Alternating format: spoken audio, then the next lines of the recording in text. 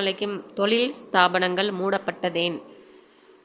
அல்லாஹ் தஆலா பாதுகாத்தவர்கள் தவிர சில கம்பெனியில் பணிபுரியும் குமாஸ்தாக்களை ஆடு மாடுகளை போன்று வேலை வாங்குகின்றாங்க. முதலாளிகள் நிமிஷத்திற்கு நிமிஷம் கூல்ட்ரிங்க்ஸ் தேநீர் அருந்தி கொண்டே இருக்கிறாங்க. மேலும் வரக்கூடியவர்கள் கஸ்டமர்களில் முக்கியமானவங்களுக்கும் அது கொடுக்கப்படுது, பரிமாறப்படுது. இன்னும் இரவு பகலாக கால் கடுக்க நின்று ஓயாது வேலை பார்க்கும் வேலைக்காரர்களுக்கு ஒரு தேநீரேனும் கொடுக்கப்படுகிறதா? பல வகையான பழங்களை வாங்கி குமாஸ்தாக்களுக்கு முன்னாலேயே சாப்பிட்றாங்க. ஆனாலும் ஒரு துண்டு பழம் கூட அவங்களுக்கு கொடுக்கறதே கிடையாது. இவ்வாறு கஷ்டப்பட்டு உழைக்கக்கூடியவர்களில் ஏதேனும் தவறு செய்துவிட்டால் வாய்க்கு வந்தவாறு தகாத வார்த்தைகள்லாம் தாறுமாறாக பேசுகிறாங்க.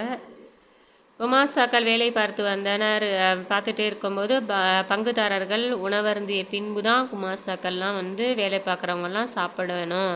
இரவு 12 மணி ஆனாலும் இவ்வாறு தான் நடந்துக்கிறாங்க. சம்பளத்தை மாதம் முடிந்ததும் கொடுப்பதில்லை. பல தடவைகள் கேட்ட பிறகு தான் சம்பளமே பட்டுவாடா செய்யப்படும் வழக்கம் வந்துச்சு அவங்கள்ட்ட. அங்குள்ள குமாஸ்தாக்கள்லாம் இவற்றையெல்லாம் மிக்க வேதனையோடு அனுபவித்து வந்தாங்க. பிறகு என்ன நடந்துச்சுன்னா, அந்த அத்தனை சாபங்களும் பங்குதாரர்களின் பிள்ளைகள் எல்லாம் வெவ்வேறு இடத்துல சிப்பந்திகளாக மற்றவங்கள்ட்ட வேலை பார்க்க வேண்டியதாக ஆயிடுச்சு.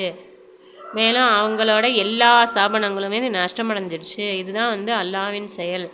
எனவே முதலாளியாக இருக்கக்கூடியவங்க வேலை பார்ப்பவர்களிடம் அன்புடனும் அவர்கள் வேலைக்கேற்ற ஊதியத்தையும் சம்பளத்தையும் கொடுத்து அவர்களை அன்புடன் நடத்தி அவர்களுக்கு மரியாதையும் கொடுத்து அவங்களுக்கு தேவையானதை பூர்த்தி செஞ்சாங்க. அதாவது வேலையில் சம்பளத்தை குறைக்காமல் கொடுத்து அல்லாஹ்வின் அருளை பெற்று முதலாளியாகவே இருப்பதற்கு எல்லாம் வல்ல அல்லாஹ் தஆலா அனைவருக்கும் தௌஃபீக் செய்வானாக. ஆமீன்.